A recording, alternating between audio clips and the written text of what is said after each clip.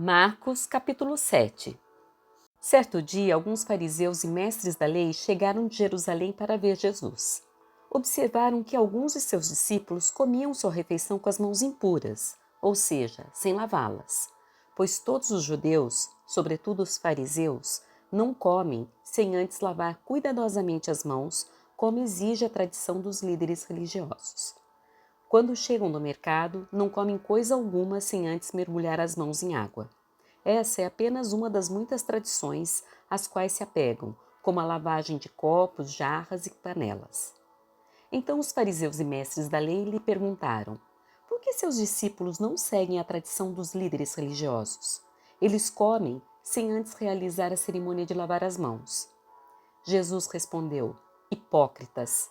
Isaías tinha razão quando profetizou a seu respeito, pois escreveu: esse povo me honra com os lábios, mas o coração está longe de mim. Sua adoração é uma farsa, pois ensinam doutrinas humanas como se fossem mandamentos de Deus. Vocês desprezam a lei de Deus e a substituem por sua própria tradição. Disse ainda: vocês se esquivam com habilidade da lei de Deus para se apegar à sua própria tradição. Por exemplo, Moisés deu essa lei: honre seu pai e sua mãe. E quem insultar seu pai ou sua mãe será executado. Vocês, porém, ensinam que alguém pode dizer a seus pais: não posso ajudá-los. Jurei entregar como oferta a Deus aquilo que eu teria dado a vocês.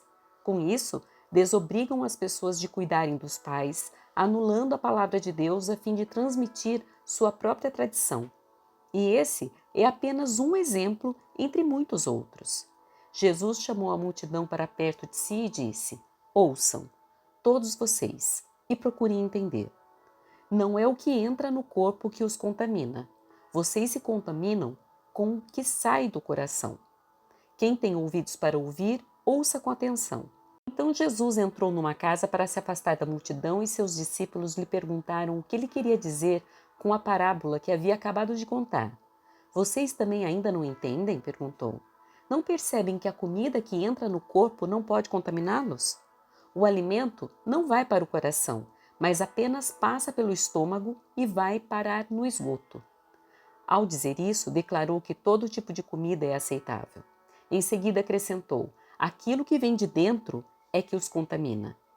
Pois de dentro do coração da pessoa vêm maus pensamentos, imoralidade sexual, roubo, homicídio, adultério, cobiça, perversidade, engano, paixões carnais, inveja, calúnias, orgulho e insensatez. Todas essas coisas desprezíveis vêm de dentro, são elas que os contaminam. Então Jesus deixou a Galiléia e se dirigiu para o norte, para a região de Tiro. Não queria que ninguém soubesse onde ele estava hospedado, mas não foi possível manter segredo.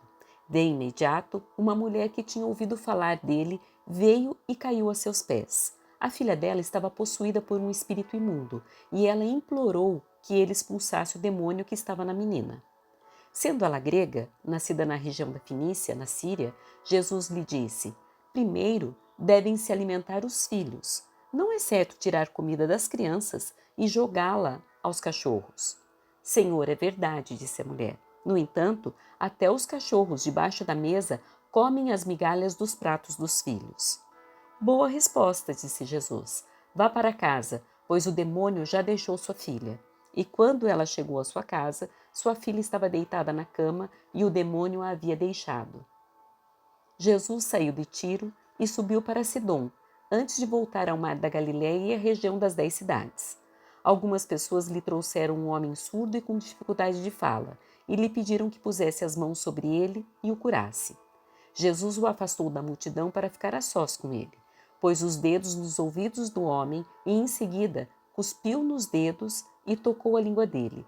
Olhando para o céu, suspirou e disse: Efatá, que significa abra-se. No mesmo instante, o homem passou a ouvir perfeitamente. Sua língua ficou livre e ele começou a falar com clareza. Jesus ordenou à multidão que não contasse a ninguém, mas quanto mais ele os proibia, mais divulgavam o que havia acontecido. Estavam muito admirados e diziam repetidamente: tudo o que ele faz é maravilhoso. Ele até faz o surdo ouvir e o mudo falar.